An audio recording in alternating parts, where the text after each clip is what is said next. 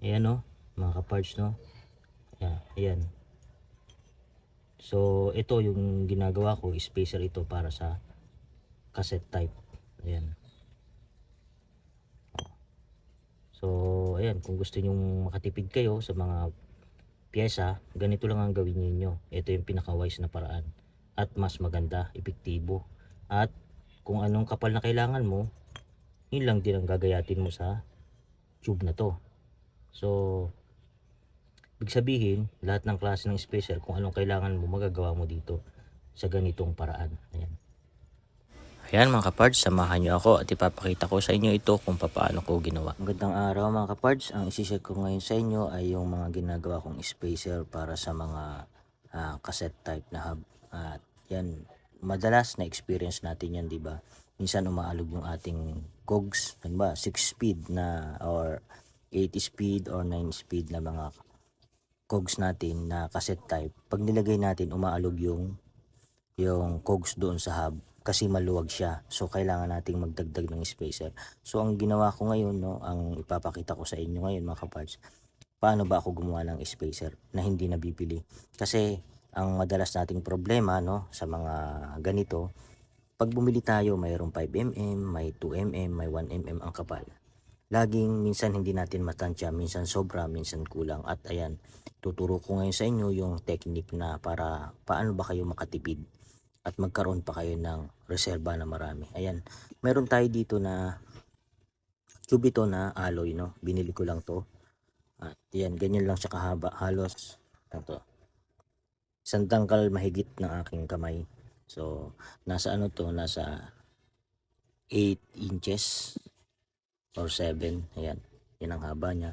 At yung bilog niya, pakita ko sa inyo, ayan ang bilog niya. Pag nilagay ko tong cassette type sa loob, ayan, eksaktong-eksakto siya. So pwede siya maging spacer. Ayan, hirap lang akong tanggalin pag pinasok. So yun yung ibig sabihin ay gabuhok lang yung awang niya doon sa cassette type. So pwede siyang maging spacer.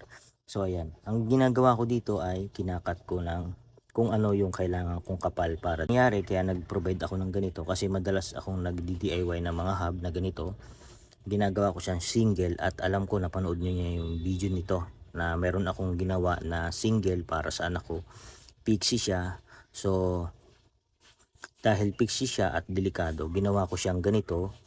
Naka pre-wheel siya pero pixie yung datingan, pero hindi siya pixie, pre-wheel. At nilagyan ko ng preno kasi alam ko sa mga kabataan medyo agresibo, kaya hindi ko ginawa sa anak ko yung pixie. So naka pre-wheel lang siya para safe ba, kasi syempre nagbabike ako at naunawaan ko yung mga bagay-bagay na pwedeng mangyari, lalo na kung anak mo, syempre concern ka dyan, anak mo yan. So iniiwasan mong madisgrasya, lalo na pag nanonood ako ng mga pixie boy, ang gagaling nila, pero napakadelikado ng mga ginagawa nilang mga stunt sa pagbabike, yung nag-skid. At saka para sa akin, no, ako matagal na ako nagbabike pero hirap na hirap akong gumamit ng pixie. Nilalagharing bakal ko lang dati, so ang hirap.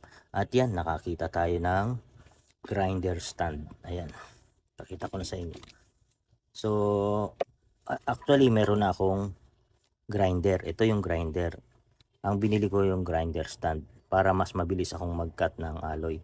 At bumili na rin ako ng talim ng grinder na pang alloy. Ito siya. Zoom natin. Ayan. Ayan. Pang alloy ito.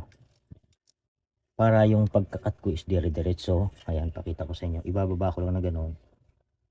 Ayun, putol na kaagad yung ating tube na ginagawa nating spacer. Ito kasi ginagamit ko rin sa ano ko, sa store ko na maliit na may mga nagpapagawa. So nakakalas tayo ng gastos at yung mga kapo sa mga budget nalilibre na rin natin. So yun naman tayo, at hindi naman natin hindi ko naman yun pinagmamalaki sa inyo na ginagawa ko. Gusto ko lang ma-share sa inyo, at least kung ako sa inyo, at siguro syempre sa ibang tao maisip nyo rin na pag ang tao kailangan ng tulong, huwag na nating hantayan ng kapalit o bayad. So yun lang, no. So ipapakita ko sa inyo ngayon ang ginagawa kong pagkakat ng alloy. Ayan, so ikakat ko na to.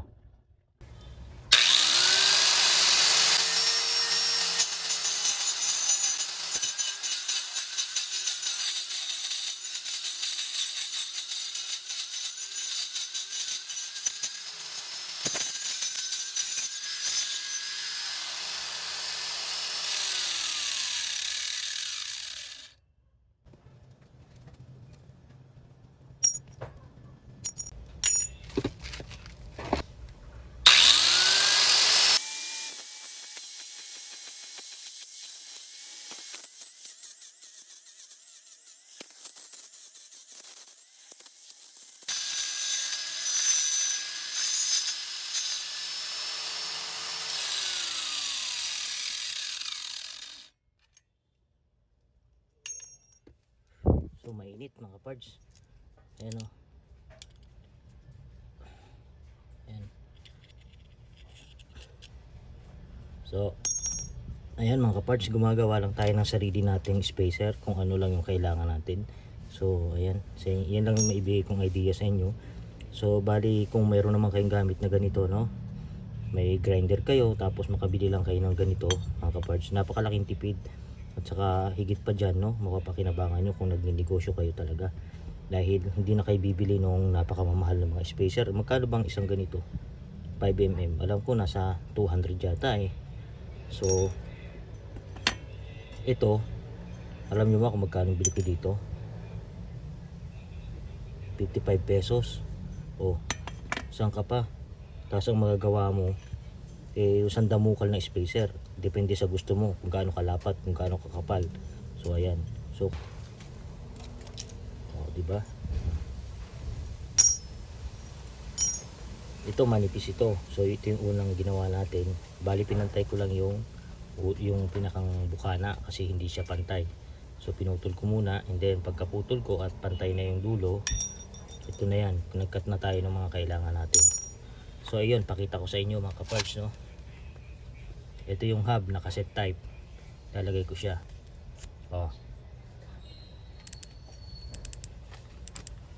Ito, wala ka nang gaanong gagawin dito. Lilinisan mo lang. Tapos, kung gusto mong lihahin pa to at pakinisin, okay lang. Pero kung ayaw mo nang lihahin, okay lang din. Kasi, perfect na yan. Ayan. Lilinisan ko pa to. Lilinisan ko pa. So, pakita ko sa inyo paano linisan.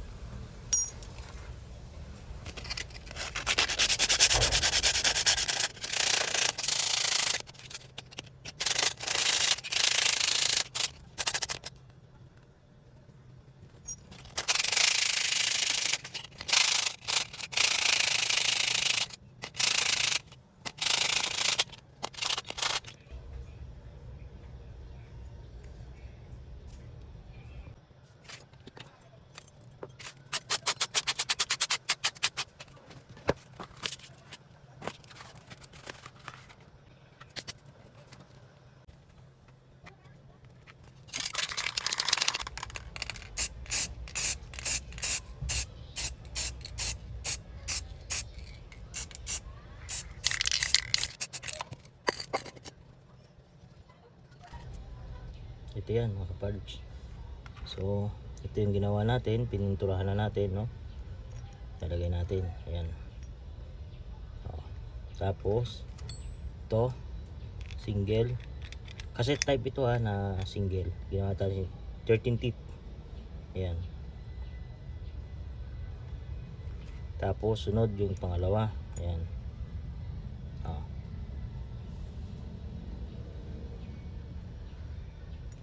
Tapos yung bottom bracket lock. So ito may thread ito. Ayan.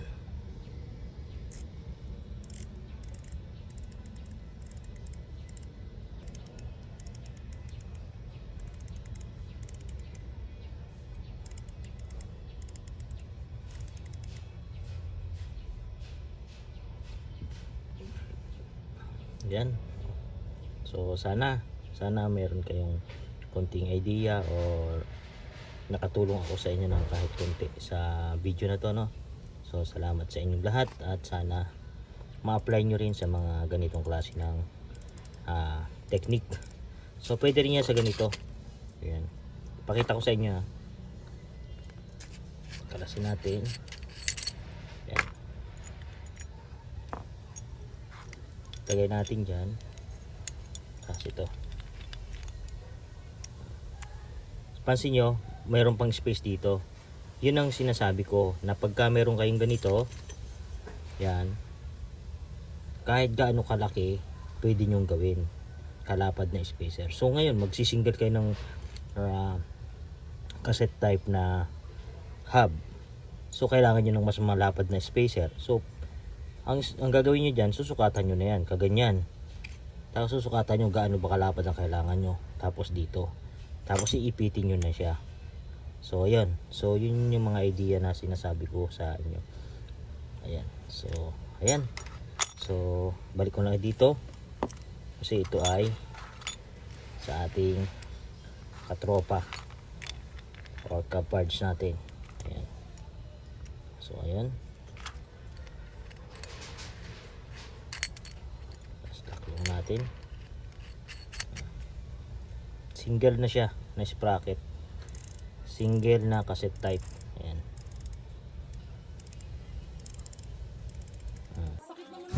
Yan, at paki-like and follow na lang din po yung aking YouTube channel. Thank you.